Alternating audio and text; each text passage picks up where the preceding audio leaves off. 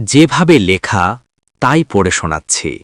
গল্প কালো বাড়ির অভিশাপ পার্ট 3 শেষ। আমি মারুফ দ্য গ্রেটেস্ট। এখন আমি বুঝতে পারছি এই অভিশাপ শুধুই বাড়িতে নেই, এটা আমার সাথেও চলে এসেছে। আয়নার রহস্য।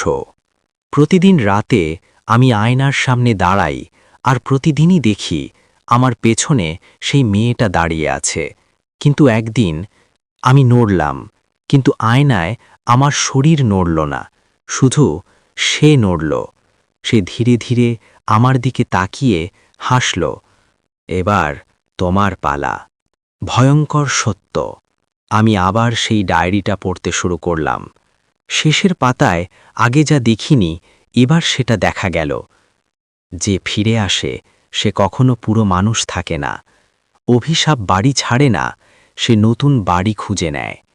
আমার বুক ধড়ফড় করতে লাগল। মানে এখন আমি সেই বাড়ি? হঠাৎ খবর পেলাম আমার বাকি 2 বন্ধুও অদ্ভুতভাবে হারিয়ে গেছে। কেউ বলছে তারা নাকি রাতে একা একা কোথাও চলে যায় আর তারপর আর ফিরে আসে না। আমি বুঝে গেলাম সবাইকে নিয়ে যাচ্ছে আমার মাধ্যমে। শেষ চেষ্টা। আমি সিদ্ধান্ত নিলাম সবকিছু শেষ করতে হবে। আমি আবার সেই কালো বাড়িতে গেলাম, একা। বাড়িটা যেন আমাকে চিনে ফেলেছে। দরজা নিজে থেকেই খুলে গেল। চূড়ান্ত মুখোমুখি। আমি সেই ওপরের ঘরে ঢুকলাম। হঠাৎ চারদিক অন্ধকার হয়ে গেল আর সেই মেয়েটা সামনে এসে দাঁড়ালো। কিন্তু এবার তার চোখ ছিল পুরো কালো।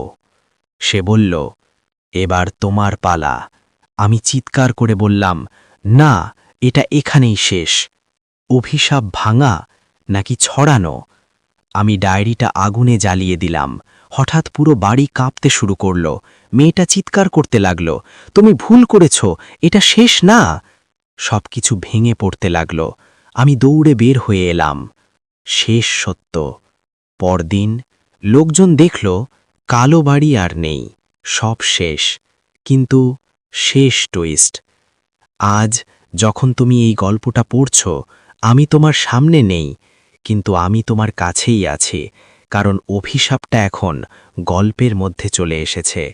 আর যেই গল্পটা পড়ে সে একদিন রাতে শুনবে তুমি কেন পড়েছিলে, শেষ নাকি শুরু।